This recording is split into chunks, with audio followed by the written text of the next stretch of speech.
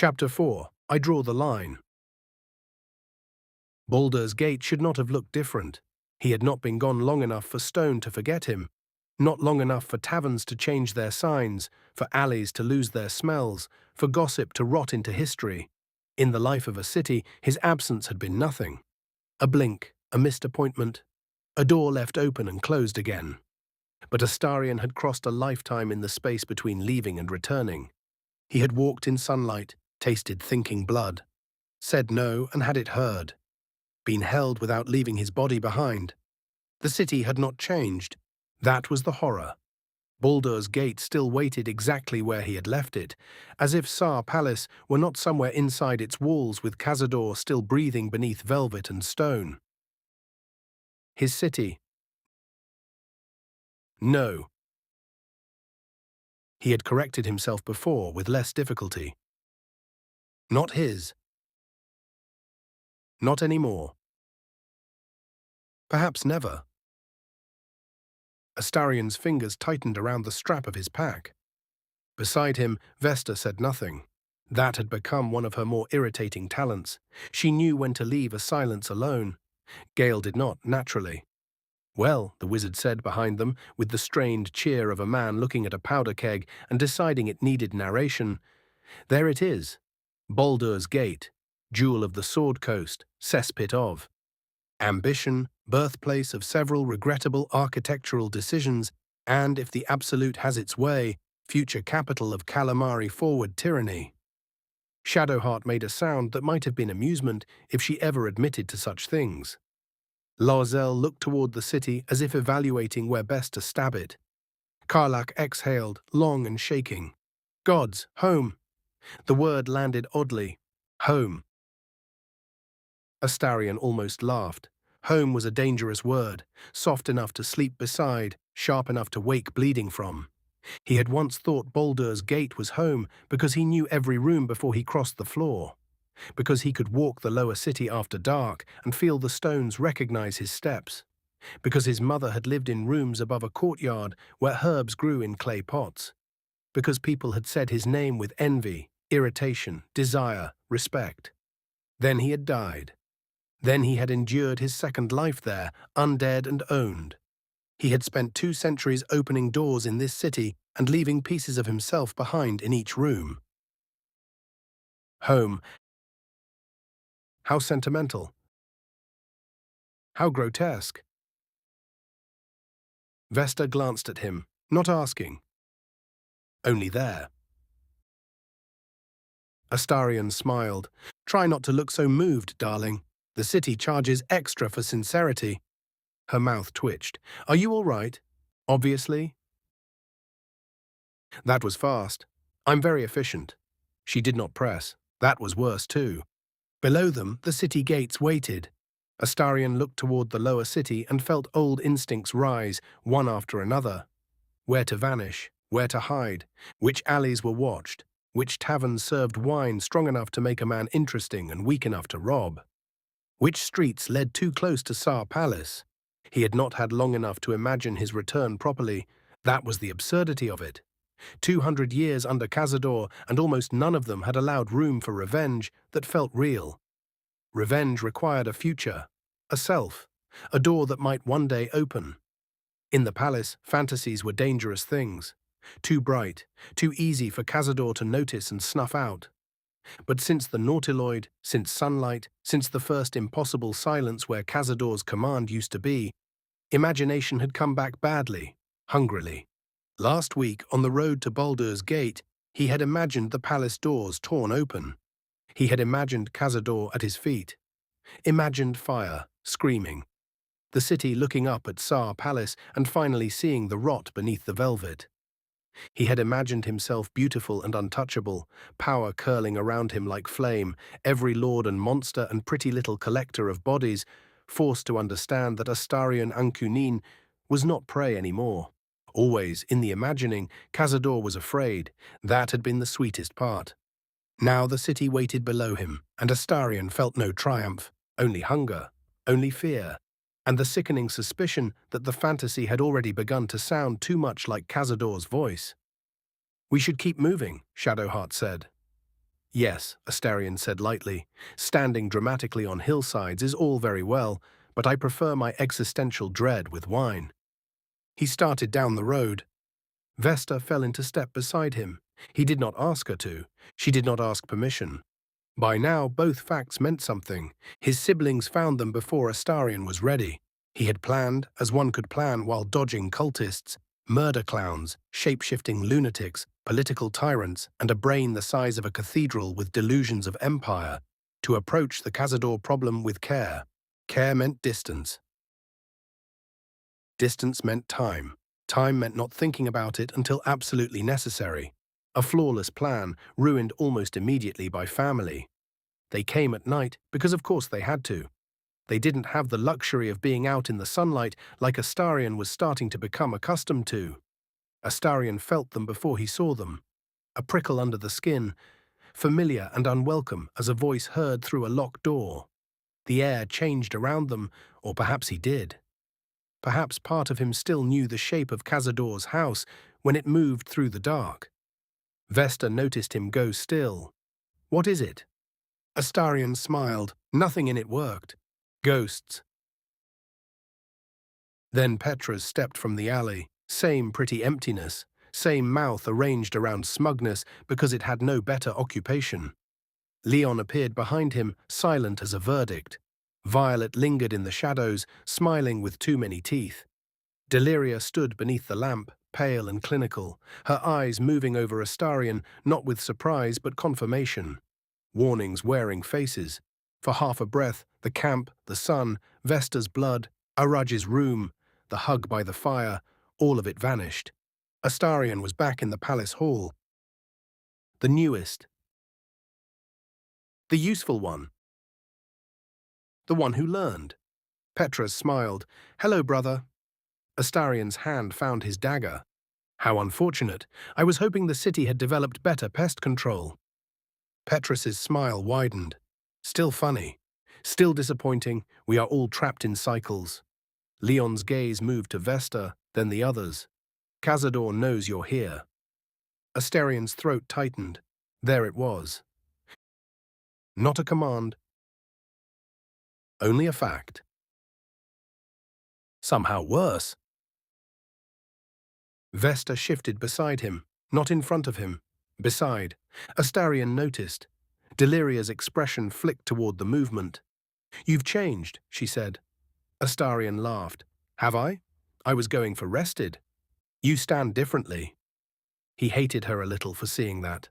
Petras scoffed. He stands behind heroes now. Astarion's smile sharpened. Beside them, actually. I realize prepositions were never your strength. Petras lunged. Astarion expected it. That did not make the sight of his brother's fangs any less horrible. Steel flashed, magic cracked through the alley. Lae'zel hit Petras hard enough to send him into a wall. Karlach roared with delight and fury. Shadowheart's spell split the shadows silver. Gale shouted something about avoiding unnecessary property damage, which everyone ignored. Astarion fought like he was still in the palace, then realized he did not have to. No one commanded his stance. No one punished a missed step. No one waited to see if he would fail beautifully. Vesta was at his left, blade moving in a clean arc, not saving him, fighting with him. Astarion drove his dagger into Leon's shoulder, twisted and kicked him back. Leon hissed, Cazador will take you home. Astarion froze. Only for an instant. Long enough. Leon struck. The blow never landed. Vesta caught Leon's wrist and drove her blade across his arm, forcing him back. Astarion stared. She did not look at him. Move, she snapped. Oh. Right. He moved. The fight ended badly for the others, and not nearly badly enough for Astarion's liking. Spawn did not die easily, and Cazador's children had always been better at escape than dignity. They vanished into the dark with threats, blood, and Petras's parting promise that father was waiting. Father. Astarion spat onto the cobbles. Dramatic little wretch. You're bleeding, Vesta said. Am I? How nostalgic. She looked at him. He realized his hands were shaking. He sheathed one dagger, then the other. "There," he said, "all better." Vesta did not argue in the alley. Another irritating talent. He did not sleep that night. No surprise there. Sleep had been aspirational for some time. He sat on the roof of the elf song, knees drawn up, city spread beneath him like a wound pretending to be a jewel.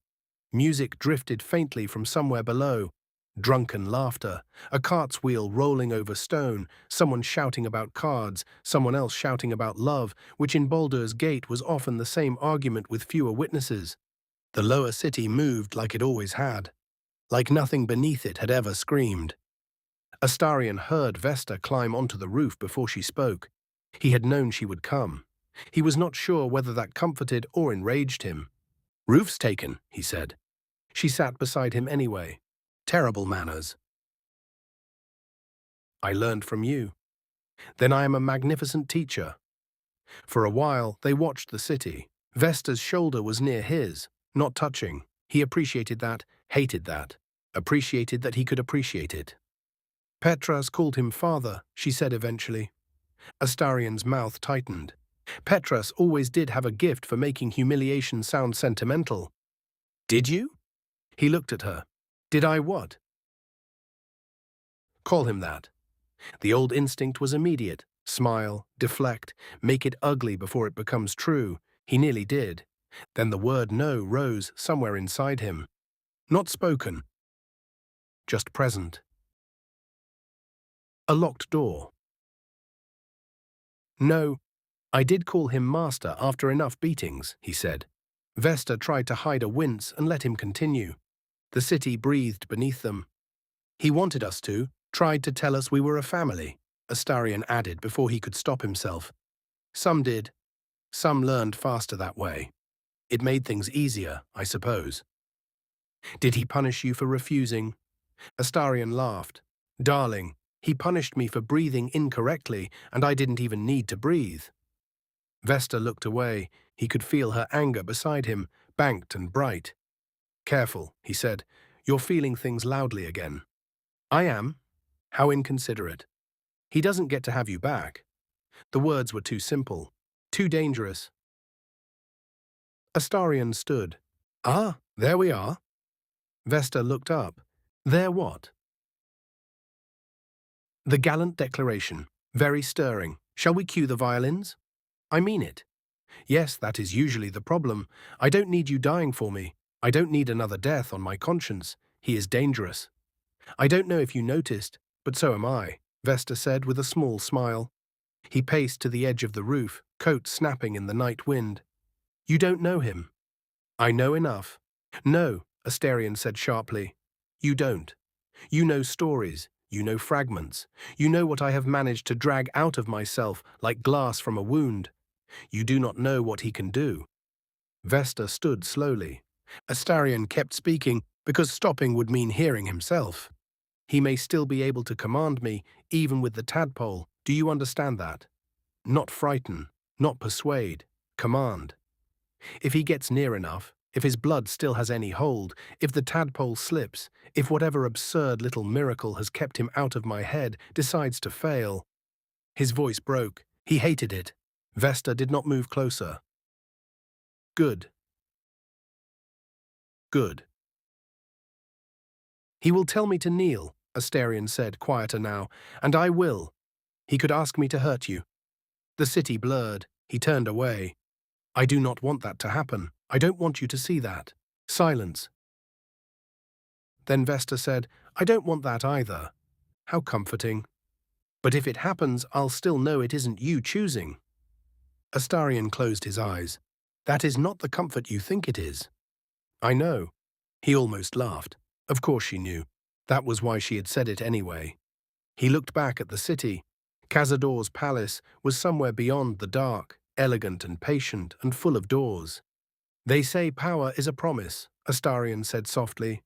Vesta waited. "They say enough of it makes fear obsolete, that if you can climb high enough, burn bright enough, make yourself untouchable enough, no one can ever put a hand on your neck again." Who says that? He smiled without looking at her. Every scar. Vesta said nothing. Astarion wrapped his arms around himself before he realized what he was doing. The worst part, he said, is that they may be right. They learned about the ritual in pieces. That was how horror preferred to arrive. Not all at once, not cleanly, not with a polite announcement and a diagram labeled, "Here is the atrocity, do mind the blood." First, the scars. A devil's explanation, all infernal precision and smug delight, translating what had been carved into Astarion's back, like one might admire an old poem in a rare hand. Not a poem. Never a poem. A contract. A ritual. A promise of ascension written in skin. Astarion had been sitting when he heard. That was fortunate. He might have fallen otherwise. For 200 years, the scars had been punishment. Decoration, a private cruelty made permanent where he could not see it. His own back a locked door. His own skin a document everyone else could read except him. Now the lock turned, the door opened, and beyond it waited a throne made of corpses. The Rite of Profane Ascension, Gale said later, voice grim in a way that stripped all ornament from him. If completed, it would consume the marked spawn and offer their lives to elevate the master vampire into something far worse. Astarion stared at the table, marked spawn. The words lay there like dead things. How many? Vesta asked. Gale looked at him, then away. 7. Astarion laughed. Everyone flinched, not because it was loud, because it was empty. Well, he said, how intimate, a family affair. Vesta's face tightened. The 7 spawn, she asked. Astarion's smile cut hard. Yes, myself naturally. Petrus, Leon, Deliria, Aurelia, Violet, Eusen. All of us carved up like invitations and kept waiting for the great occasion. Shadowheart's voice was low. Astarion. Don't. She stopped. Good. If anyone said pity aloud, he might do something regrettable. The ritual had used him for 2 centuries without him knowing, not merely his body, not merely his charm, not merely his hunger. His existence. Every year in the palace had been a waiting room. Every wound a signature. Every night he survived had been another step toward Cazador becoming impossible. And then came the second piece. Worse. Of course worse. There were more than 7. There were thousands. 7,000 spawn locked beneath the palace. Victims, lures, pretty ones, lonely ones, foolish ones. People who had wanted to be wanted badly enough to mistake him for an answer. Kept alive. Kept hungry. Kept waiting. Sebastian was among them. The name returned like a hand around his throat. Sebastian. Brown eyes, nervous hands, a good coat, badly chosen, a book open beside his cup. A shy smile when he said Astarion's name was beautiful. A bedroom too lovely for what it was. A bell cord. A door closing. By morning, you will be dead. He had believed that. He had believed death was the worst thing he had brought. Astarion stood in the room where they learned it and did not move. Vesta said his name once. He did not answer. 7,000. Not dead. Not gone. Not mercifully ended. Below. All this time, his hand went to his mouth. He could still taste the word perhaps from that night. Will I see you again? Perhaps. Cazador had kept them. Cazador had kept everything. Astarion turned and vomited nothing into the corner. His body rejected nothing because there was nothing in it to give. Only shame. Only rage. Only the terrible arithmetic forming in his mind before he could stop it. 7 marked spawn, 7,000 imprisoned. One ritual. One crown of hunger. One chance. No. He gripped the wall hard enough to crack plaster. No. The thought came anyway. If Cazador could use it, so could he. The silence afterward was the most frightening thing in the room. He began dreaming awake. Not sleeping. Sleep had become nearly impossible. Awake in conversations he did not hear, in streets he crossed by habit, in battles where his daggers moved before his mind caught up, he saw it. Power. Not abstract power, not the petty kind he had chased as a mortal magistrate, all titles and robes and rooms forced to make space for him. Real power, the kind that rewrote the body, the kind that burned chains into ash, the kind that made sunlight irrelevant because he would no longer flinch from anything. Ascension. Astarion hated the word, loved it, feared it, wanted it. It sat in him like a second tadpole, whispering in a voice that sounded nothing like Cazador and everything like survival. You could rise, you could burn, you could take what you are owed. The others saw, of course they saw. Gale watched him with worried scholarship, as though trying to solve an equation that might bite him. Shadowheart said little, which meant she understood too much. Karlach looked at him sometimes with such open fury on his behalf that he had to leave the room before it made him soft. Lae'zel, unexpectedly, was the least unbearable. Power taken is power held, she said once as they sharpened weapons, but power taken because fear commands you is still obedience. Astarion stared at her. What a horrifyingly useful thing to say. She inclined her head. Yes. I preferred when you only threatened people. I can do both. Evidently. Vesta did not argue with him about it at first. That was suspicious. He expected speeches, moral pleas, stern little declarations about right and wrong from people who had never had wrong carved into their skin and called destiny. Instead, she watched, waited, let him circle the thought until he exhausted himself against it. Eventually, naturally, he snapped. They were in an abandoned house near the lower city wall, sheltering from rain that rattled hard against the shutters. The others were downstairs, arguing over supplies and murder targets. Baldur's gate offered plenty of both. Astarion stood by the window, looking toward the part of the city where Sar Palace hid behind wealth and good taste. Vesta stood in the doorway. You've been quiet, she said. How generous of you to notice my suffering. I shall have to become louder. Astarion. No, truly. What would you prefer? Shall I weep, rant, compose an ode to my violated flesh? Perhaps Gale could set it to lute. You're thinking about the ritual. He turned. There was no point lying. Not to her. Not now. Of course I'm thinking about the ritual. Do you want it? He laughed. A mistake. It came out too raw. Want it? He repeated. What a small, clean little word. Vesta did not flinch. Do you? Astarion crossed the room toward her. Do I want to never be afraid again?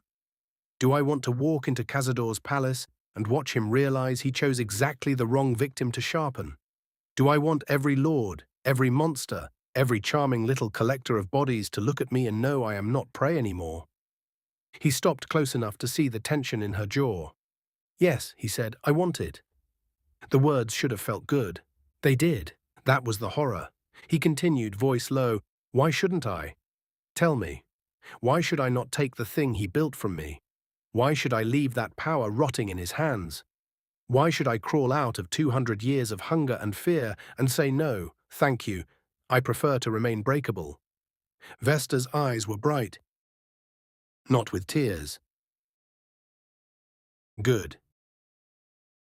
He could not bear tears. Because of the cost, she said. Astarion's smile twisted. There it is. Yes. The little moral ledger.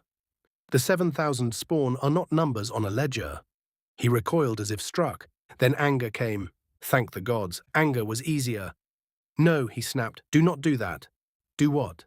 Stand there and make this pretty. Make it clean. Make it sound as if I'm choosing between a crown and a basket of puppies. They are vampire spawn, hungry, feral, tortured creatures Cazador has kept in cages for centuries. Do you think he left them kind? Do you think he left them whole? Do you think releasing them is mercy? And how did they get there in the first place? What if it had been me? Gale, Shadowheart, Karlach? They had lives before this. They deserve at least the chance to decide what remains of them. That stopped him. Vesta's voice was quiet. I don't know what mercy looks like for them. I don't know what can be done. I don't know if there is a clean answer. Maybe there isn't one. Astarion stared at her. She stepped closer. But I know they are not his to spend. His mouth opened. No sound came, and they are not yours either. There it was. The knife. Not cruel. Worse. True. Astarion turned away. You said my body was mine. It is. You said my choice matters. It does. Until you dislike the choice? No. That's not what this is about. He laughed bitterly. Convenient. Vesta's voice sharpened. It is your choice. That is why I'm asking you to look at it before you make it. He looked back at her. She did not step away. You think I'm not looking. I think you're hurting. I think you are scared. Brilliant. Yes, do alert the broadsheets. And I think the pain is telling you power will make it stop. Astarion's teeth bared. Maybe it will. Maybe it will make you untouchable. Good. Maybe it will make you perfect. Better? Maybe it will make you exactly like him. The room went still. Rain struck the shutters. Astarion's voice came out very softly. Careful. No. The word stood between them. Not a command. A boundary. A door. Vesta's hands were shaking now, but her voice held. Listen, I'm not telling you what to choose. I won't do that. I won't take this from you, but I won't call it freedom if it costs 7,000 people their lives, so you never have to feel afraid again. Astarion looked toward the window, the city blurred behind rain. You don't understand. No, she said, not all of it. Then stop. I understand this much. Cazador taught you that safety means standing where no one can reach you. He taught you that if you are not the one holding the leash, you are the one wearing it. He taught you that people are bodies to use before they can be used against you. Astarion's hands curled. And this ritual, Vesta said softer now, is all of that with your name on it, instead of his. He turned on her. My name, he said. My name was buried. My name was carved into court records and gossip, and a grave that held nothing. My name was in his mouth for 2 centuries. He took my name. Then don't let him decide what it means. Astarion stopped. Vesta swallowed. I want you free, she said, not powerful enough to pretend you are. Free.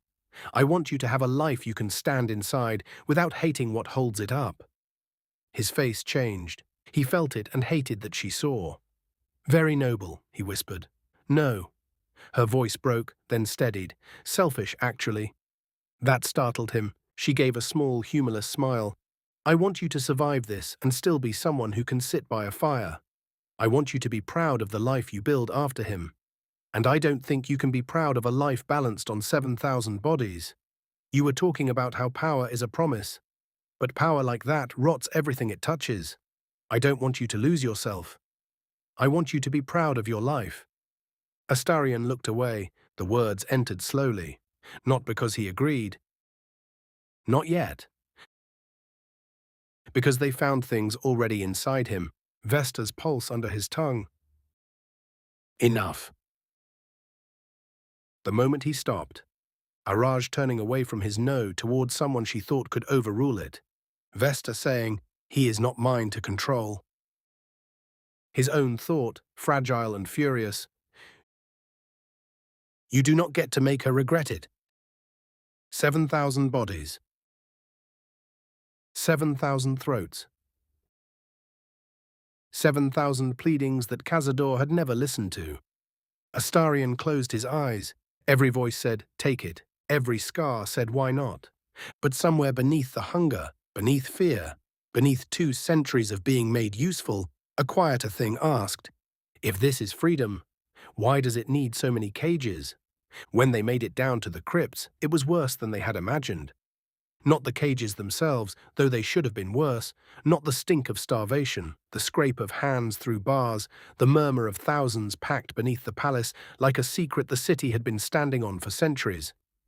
And then Sebastian recognized him. Astarion had imagined, when he allowed himself to imagine at all, that the victims blurred because they had to. Faces, names, voices, all too many, all too dangerous to remember. Survival had required fog. But Sebastian stepped to the bars and said his name as if it had never left his mouth. Astarion. The world narrowed. Vesta was beside him. The others behind. Cazador's dungeon stretched before them, tier upon tier of hunger and horror. And there was Sebastian, thinner, paler, changed by years that should have killed him and did not have the decency. His eyes were too large in his face. His hands gripped the bars. But his voice still held that first night. The tavern. The book. The shy smile. That's a beautiful name. Astarion could not move.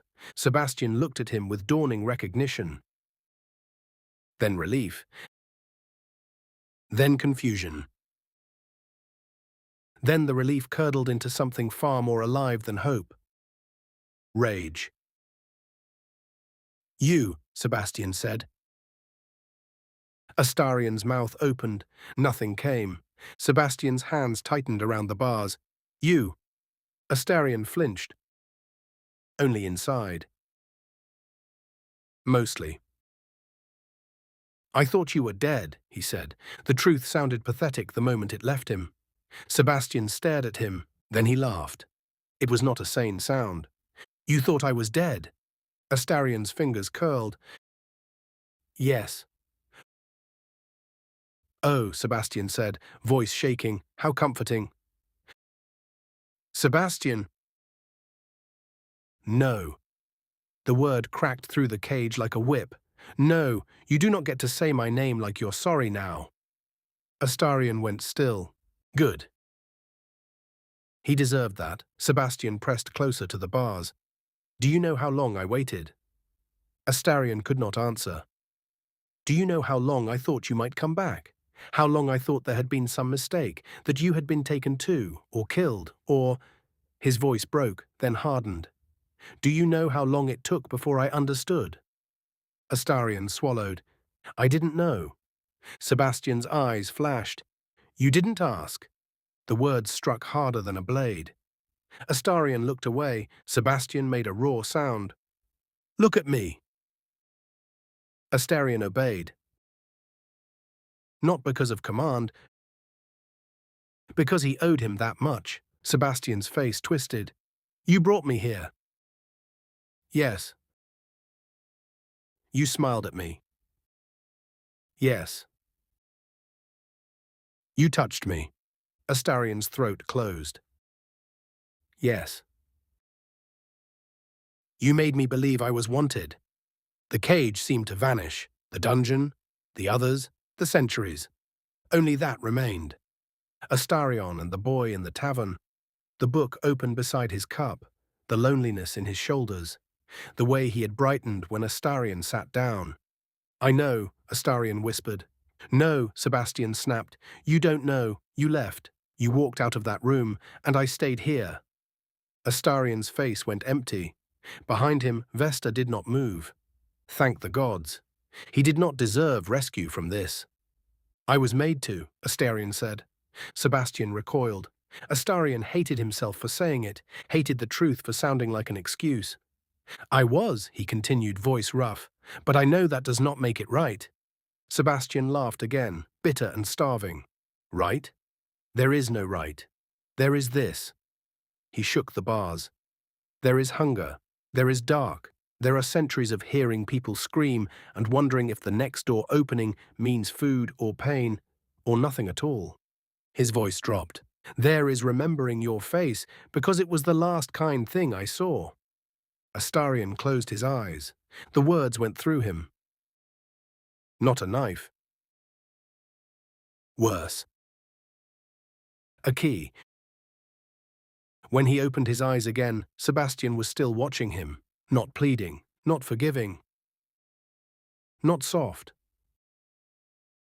What were you? Sebastian asked. His favorite? His hunter? His pretty little trap? Astarion's mouth twisted. Yes. The honesty landed between them. Sebastian stared. Astarion forced himself to keep speaking. I was his spawn, his lure, his thing. I brought people to him because he commanded me to, because if I refused, he punished me until refusal stopped meaning anything. Because I was hungry and frightened and broken and very, very good at surviving. His voice shook. But yes, I brought you here. Sebastian's rage did not vanish. It should not. But it shifted, just enough for grief to show beneath it. You ruined my life. Astarion nodded. Yes. Say it. Astarion looked at him. Sebastian's hands trembled around the bars. Say it. Astarion's voice came out barely above a whisper. I ruined your life. Sebastian closed his eyes. For a moment, the dungeon seemed to breathe. Astarion's own breath, useless and habitual, caught in his chest. I am sorry, he said. I know that is nothing. I know it does not open the door. I know it does not give you back a single night, or a single choice, or whatever life you should have had after that room. Sebastian opened his eyes. They were wet, though no tears fell. Vampire spawn, Astarion thought distantly. Even grief had been made difficult for them. I thought death was the worst thing I had brought you, Astarion said. I was wrong. Sebastian looked at him for a long time. Astarion could not move. The ritual pulsed somewhere above them, waiting. Every scar said, take it. Every voice said, why not? He looked at Sebastian's hands around the bars, then at the thousands behind him. Astarion swallowed. I'm sorry. Sebastian stared. That was not forgiveness. Good. Forgiveness would have been unbearable, but after a moment Sebastian released the bars. His hands fell to his sides. Then open the door, he said. Astarion looked at him. Sebastian's voice hardened. If you are sorry, open the door. I don't know how, Astarion said. Sebastian's face crumpled. Astarion forced himself not to look away. I will find a way. I will not leave you here for him. That was not enough. It was all he had. Sebastian nodded once, as though accepting a coin from a beggar.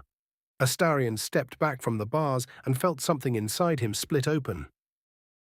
Not cleanly, not usefully, but enough that light could enter, or fire.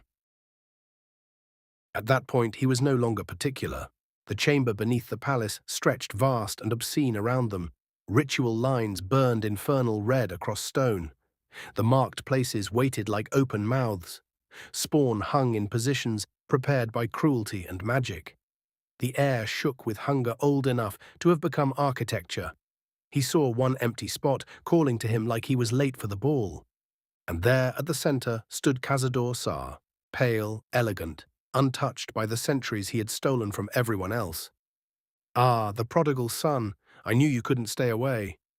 Astarion stopped. Astarion's body knew him. That was the worst part.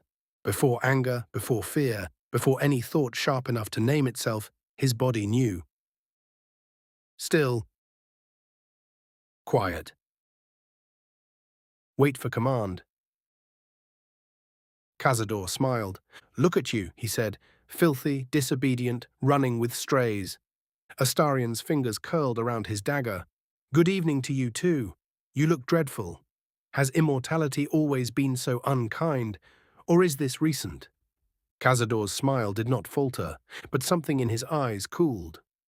Astarion felt a small, vicious satisfaction. There you are, the real face. Cazador's gaze moved to Vesta, and this must be the influence. Vesta did not answer. Good. Cazador's attention returned to Astarion. You have been difficult to retrieve. I do love being missed. You were made for more than this. Astarion laughed. The chamber made the sound too large. More? Darling, you made me a starving errand boy with a pretty face. I made you endure. You made me useful. I made you strong. No, Astarion said, you made me afraid. The words landed. Cazador's expression changed almost imperceptibly. Astarion felt the old terror flare.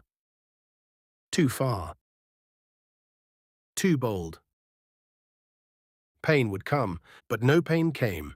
The tadpole burned faintly behind his eye. The leash did not tighten. Vesta stood beside him. The others stood with him. Astarion breathed. Unnecessary. Real.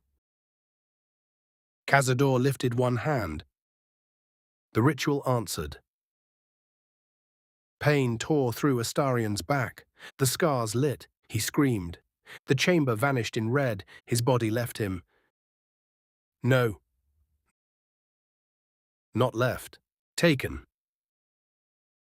Magic seized him by the script carved into his skin and dragged him into place. His daggers fell. Stone struck his knees. His arms were forced wide. The old lesson returned with perfect clarity. Your body is not yours to preserve. Cazador approached slowly. Did you think, he said, that a parasite could erase what you are? Astarion gasped. The scars burned like molten iron. Around him the other spawn hung in agony. Petras, Leon, Deliria, Violet, Aurelia, Eusen. His brothers and sisters. Warnings wearing faces. Cazador looked down at him. My foolish little star. The nickname went through him like a hook. Astarion snarled. It was not a clever sound. Good. He had no cleverness left to give this man. Do not, he said, each word dragged through pain. Call me that. Cazador smiled. You are mine. Astarion looked up. For 200 years, the word had entered him before he understood it. Mine. A hook behind the breastbone. A command beneath the skin. This time it struck something different. Not armor. Not certainty. Something smaller, a girl saying no to Araj with anger not at him, but at the assumption that his choice needed translating. A neck bared under moonlight. Enough. A hug he had chosen, awkward and trembling, without leaving his body behind. His body. His choice. His name. No, Astarion whispered. Cazador leaned closer. What was that? Astarion smiled through the pain. Bloody. Ugly. His. I said no. The fight broke open. Later, Astarion would remember it in fragments. Karlach's roar shaking the chamber. Lae'zel cutting through ritual guardians with brutal grace. Shadowheart's magic spilling silver over red infernal light. Gale shouting something arcane that sounded very impressive and nearly got him killed. Vesta reaching him, always Vesta reaching him. Hands on his face. His name in her mouth. Not like Cazador said it, never like Cazador said it. Astarion, stay with me. The command was not a command, it was kindness, it was love. That was the difference. It left space around itself. He chose to hear it. The ritual broke enough for him to move. Pain stayed, pain always stayed, but his hand closed around his dagger. Mine. The battle narrowed to Cazador. At last, for all the grandeur, all the centuries, all the velvet and marble and divine pretension, Cazador bled like anything else. Astarion drove him down. The great master of Sar Palace hit the stone altar beneath him with a sound almost disappointingly mortal. Astarion stood over him. Cazador looked up, and there it was. Fear. Not much. Not enough. Never enough. But real. Astarion had imagined this for 200 years. Cazador afraid. He had thought it would feel sweet. It did. That was the danger. Cazador's blood darkened the stone. The ritual lines pulsed. The chamber waited. The spawn waited. The city above them turned unknowingly beneath the weight of 7,000 hungers. Astarion could feel it. The shape of the rite. The promise. Power is a promise if you are willing to bleed, not just bleed. Make others bleed. The ritual opened before him like a door. He could see it now. Not fully, perhaps, but enough. Cazador's place. The carved path. The crown of hunger waiting for a name. His name. Astarion Ancunin. Not buried, not owned. Not whispered in Cazador's mouth like a leash, sealed in flame. Untouchable. Never again hungry unless he chose hunger. Never again afraid unless he found fear amusing. Never again small. Never again on his knees. Never again a pretty thing with someone else's hand at the back of his neck. He could rise. He could reign. He could become the thing nightmares learned to fear. Cazador coughed blood. "You cannot do it without me," he whispered. Astarion smiled.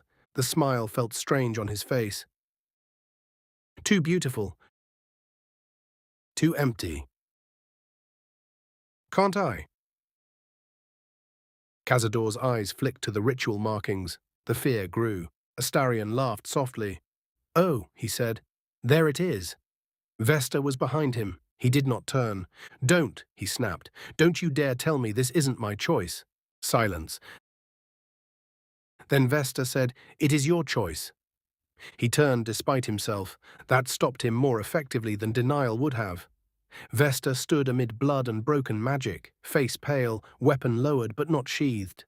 The others were behind her, battered and watching with the terrible stillness of people who knew the next blow might not be made with steel. "It is your choice," she repeated. "That's why I'm asking you to look at it before you make it." Astarion's throat worked. "I am looking." "No," she said softly. "You're hurting." His eyes flashed. "I have every right to hurt." "Yes." "I have every right to be angry." "Yes." "I have every right to want him dead." "Yes." "I have every right," Astarion said, voice rising, "to take back what he stole from me." Vesta's eyes shone now. She did not look away. "Yes," she said, "but not from them." The words struck. Astarion looked toward the cages. Thousands of eyes. Thousands of bodies. Sebastian's hands around the bars. "Why? Are you going to free us?" The ritual pulsed. Every scar said, "Take it." Every voice said, "Why not?" Astarion's hand tightened on the blade. "They're already damned," he said. The words tasted like ash. "Maybe," Vesta said, "but they are not yours to spend. They could destroy everything." "Maybe." "They could kill." "Yes." "They could suffer forever." "Yes." "You don't know what mercy is for them." "No," she said, "I don't. But I know this isn't mercy. This is his evil wearing your face. You don't have to be him. You can be yourself." Astarion flinched. Cazador laughed weakly beneath him. "Listen to her," he rasped. "Soft little thing. She would have you remain weak." Astarion looked down. Cazador smiled through blood. "You know what you are. You know what the world does to weak things." Astarion stared at him. The chamber seemed to tilt. There he was. The voice beneath every scar. "Not command now." Argument. Worse. Because part of Astarion still believed it. Cazador had taught him that power was the only language pain respected. That fear ended only when someone else carried it. That freedom meant climbing high enough that no one could reach your throat. Vesta's voice came quietly. I want you to be free, not powerful enough to pretend you are. Astarion closed his eyes. He saw the cemetery, dirt under his nails. Come here, boy. He saw the mirror. No face, no body, no proof. Little star. He saw Sebastian in the bedroom. Perhaps? He saw Vesta's throat beneath his mouth. Enough. He saw Araj turning to Vesta with a bottle in her hand. He told you no. He saw himself by the fire, stiff and terrified, leaning into an embrace because he had been asked and had chosen yes. I want you to have a life you can stand inside without hating what holds it up. Astarion opened his eyes. The ritual waited. Perfect. Terrible. A crown he could never remove. If this hurts, let it hurt. If I break, let me bend. He looked at Cazador. For 200 years, Astarion had imagined killing him and becoming free, though most of those imaginings had been too dangerous, too hopeless, too impossible to look at for long. Now he understood, with a clarity so cruel it almost made him laugh, that Cazador had built even that dream for him. Kill me. Take my place. Prove I was right. Astarion lifted the dagger. Cazador smiled. Astarion brought it down. Not into the ritual. Into Cazador. Once. Cazador gasped. Again. The sound that left Astarion was not words. Again. Not elegant, not controlled, not beautiful. Again. Every strike broke something open. Again. Not enough. Never enough. Again. Vesta did not stop him. No one did. This death was his. Not clean. Not noble. Not healing. His. When it was done, Cazador Sar lay still beneath him. The ritual light faltered. Astarion stood over the body, shaking so violently he could barely hold the knife. The chamber waited. A crown remained unclaimed. The power did not vanish immediately. That was cruel too. It lingered. Possible. One more door. Astarion looked at it. Then at the cages. Then at his blood-covered hands. He thought of thrones, of gods pretending, of velvet chains. Of all the ways hunger could crown itself and call the crown justice. No, he said. No one asked him to repeat it. Good. He was not saying it for them. The ritual went dark. Afterward, there was no music. That felt wrong. Surely the death of Cazador Sar deserved something. A violin, a drum, an entire choir of furious ghosts, thunder at the very least. Instead, there was stone. Blood. Breathing. The restless, terrified murmur of thousands below. Astarion dropped the dagger. It clattered too loudly. His hands were red. Cazador's blood looked much the same as anyone else's. That was disappointing. Vesta approached slowly. Astarion. He did not look at her. I didn't ascend. No. I killed him. Yes. I killed him, and I still feel like this. Her face changed. He hated that. He looked down at his hands. I thought. He laughed once. No. That's the humiliating part. I did think. Some ridiculous piece of me thought there would be a moment, a click, a door opening, something, freedom arriving properly dressed. Vesta stood beside him, not touching. I thought if he died, Astarion said, I would know what I was without him. The silence after that was enormous. Then from the cages below, a voice called his name. Sebastian. Not loudly. Not accusingly. Still enough to cut. Astarion closed his eyes. The aftermath had teeth. Of course it did. Freedom was not glory, it was the price paid after the song ended. What happens to them? Shadowheart asked quietly. No one answered. 7,000 spawn. Hungry. Hurt. Dangerous. People. The word had not become easier. Astarion looked toward the cages. He thought of mercy. He thought of death.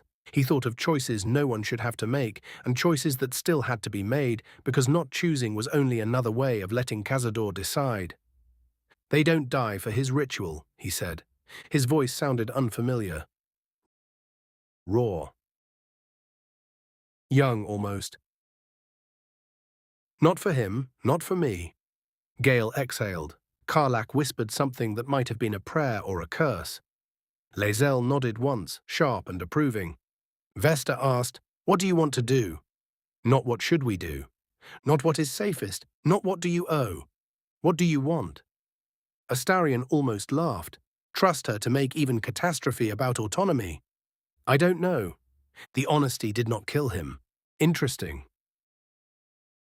He looked toward Sebastian's cage, but I won't make another cage and call it mercy. Petra stared at him as if waiting for the rest of the command. That almost made Astarion laugh. Almost. Leon stood nearby, one arm wrapped around his ribs, watching the cages with a soldier's bleak assessment. Deliria had gone very still, her doctor's mind no doubt already counting bodies, hunger, risk, impossible logistics. Violet smiled faintly, though for once the smile did not reach cruelty. Aurelia looked as if she might collapse if anyone gave her permission. Yusen only stared at the doors. His brothers and sisters.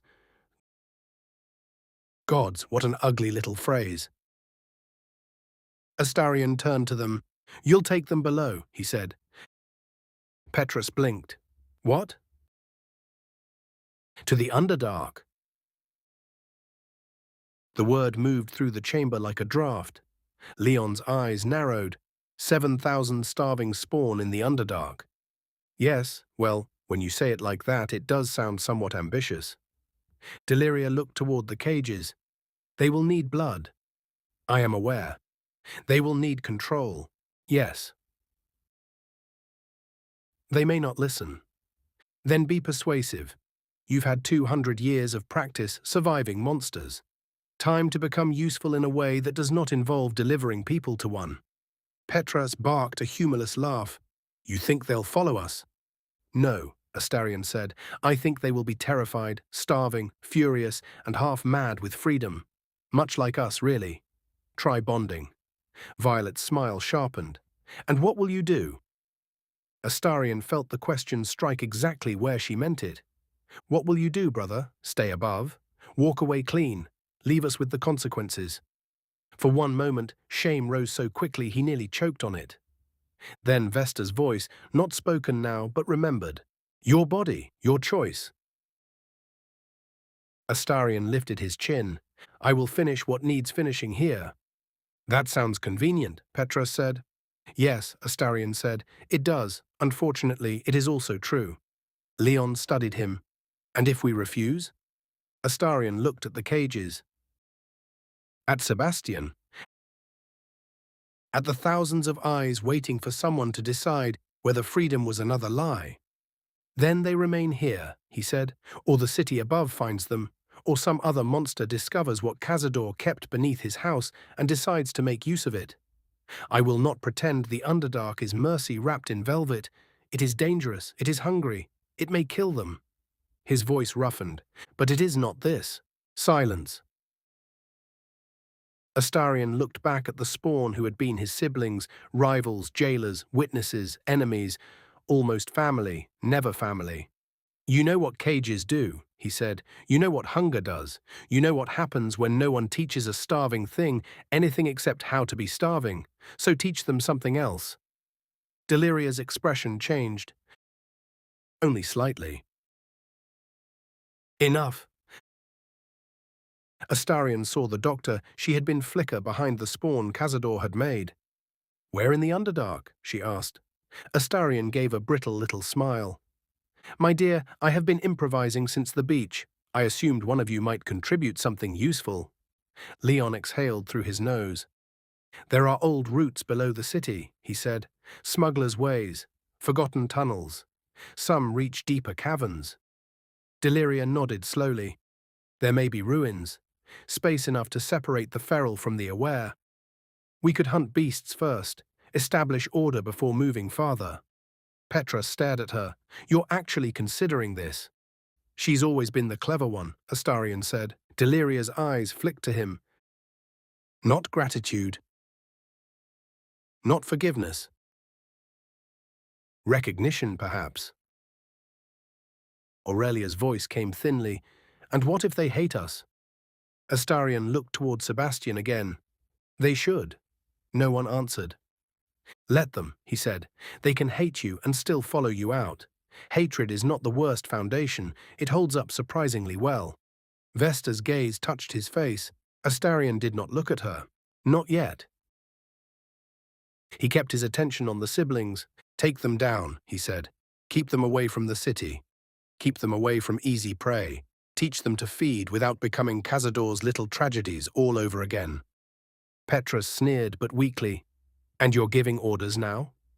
Astarion stepped closer. For a moment, the old room tried to form around him. Command, obedience, hierarchy. Someone standing above, someone kneeling below. He stopped before it could finish. No, he said, I'm asking.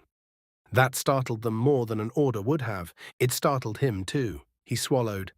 I am asking because someone has to open the door and someone has to know where it leads.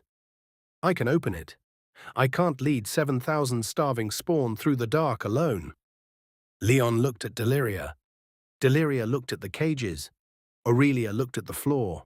At last, Deliria said, We can try. Astarion closed his eyes briefly. Try. What a small, ridiculous, insufficient word. What else had there ever been? Good, he said, voice almost steady. Do that. Sebastian's voice came from behind the bars. And if we choose not to follow them? Astarion turned. Sebastian watched him, anger and exhaustion carved into every line of his face. Then you don't, Astarion said. Petras made an incredulous sound. Astarion ignored him. He held Sebastian's gaze. You asked me to open the door. I will. What you do after that is yours. Sebastian stared. Astarion's mouth twisted. I'm told that matters. For the first time, something like bitter amusement touched Sebastian's face. Only for a second. Then it was gone. But it had been there. Astarion stepped back. Right, he said too brightly.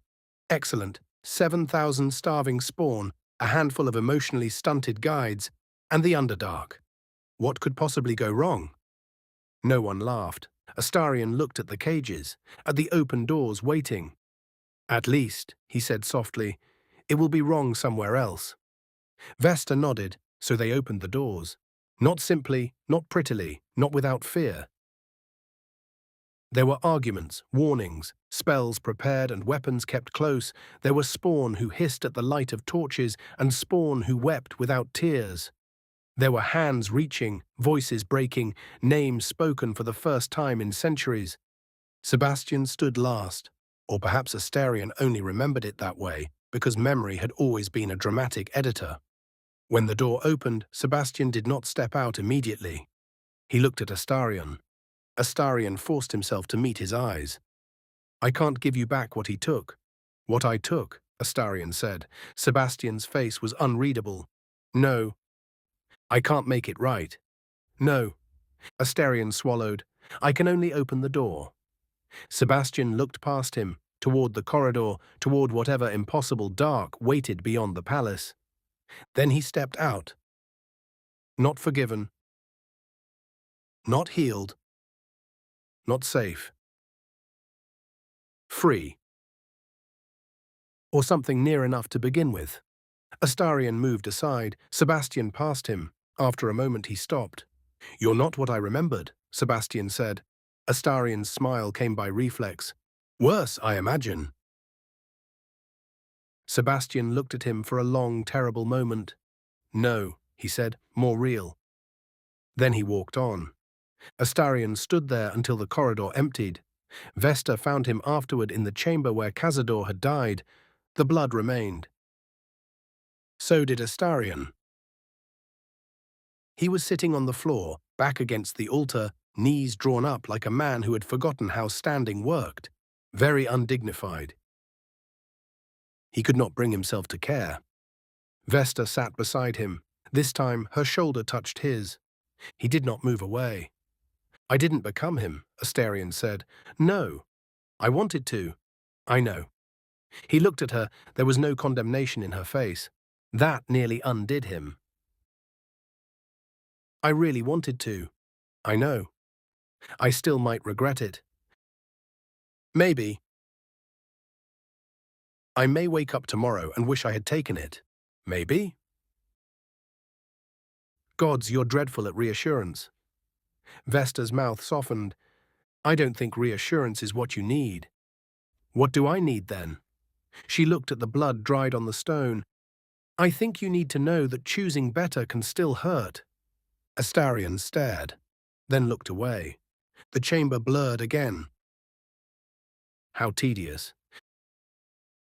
"Yes," he said, and his voice barely existed. "That." Vesta's hand moved slowly. "A question." He saw it. He could say no. She would let him. He could say yes. She would not make a triumph of it. Astarion closed the distance himself. He leaned into her, less stiffly than before, and somehow more painfully. Her arms came around him with the same careful warmth as the night by the fire, but everything was different now. Cazador was dead. The ritual was broken. The spawn were free. Astarion was not ascended. Not unmade. Not healed. Not finished. He pressed his face against Vesta's shoulder and made a sound he would deny later if questioned by anyone except everyone who heard it. A sob. Another. Then the grief came. Not cleanly. Not beautifully. It tore through him like the grave opening again. He cried for the magistrate with court shoes and too much pride, for the boy stealing bread beneath the bakery, for his mother mending his collar before they buried him, for Sebastian. For every door he had opened, for every no that got ignored, for every joke sharpened because silence hurt worse, for the throne he had refused, for the fear that remained, for the freedom that did not feel like victory yet.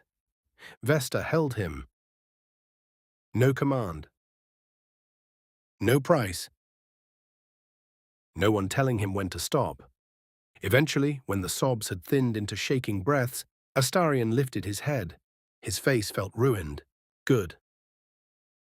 Let it be ruined. Beauty had done enough work for one lifetime. He looked toward the darkened ritual circle. "I would rather live unfinished," he said, voice hoarse, "than be perfect like him." Vesta's eyes filled. She nodded. Astarion wiped his face with the heel of his hand and gave a laugh so broken it nearly failed to become one. "Do not repeat that. It was disgustingly sincere." "Never." "You will." "Probably." "Monster." She smiled. He looked at the place where Cazador had fallen. Power had promised him an ending. Instead, he had chosen an after. Messy. Hungry. Breakable. His. He was not ascended. He was not unmade. He was what remained when he chose his name. Astarion Ancunin stood. Not tall. Not steady. But standing, and this time no one had to tell him where.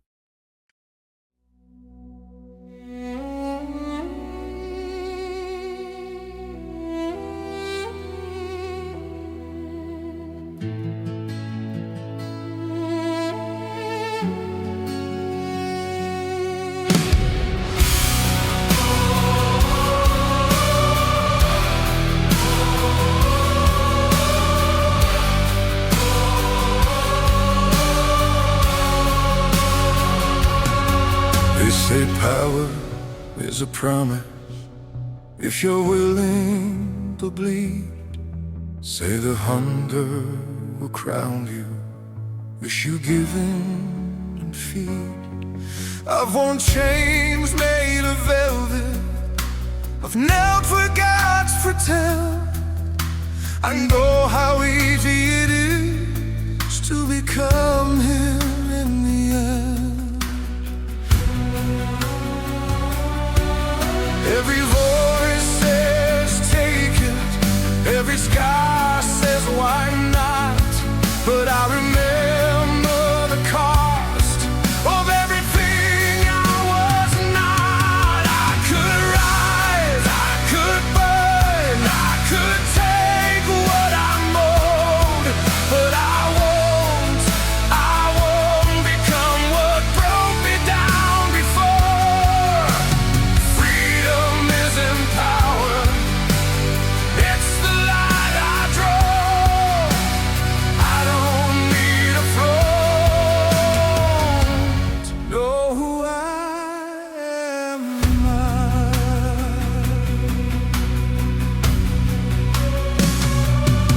We call it destiny, like that makes a plea, like the blood won't remember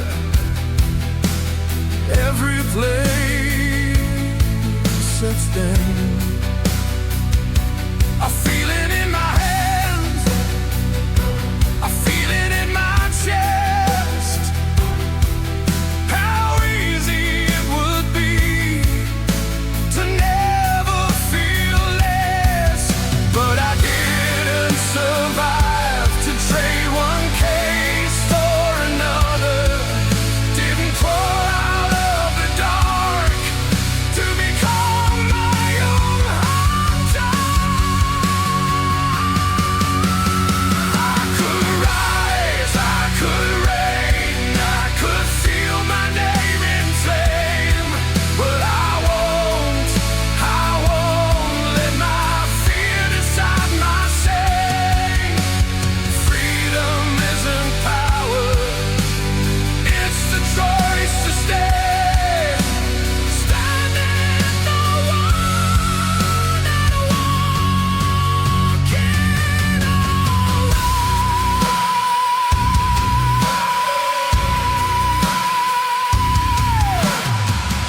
If this hurts, let it hurt. If I break, let me bend. I would rather live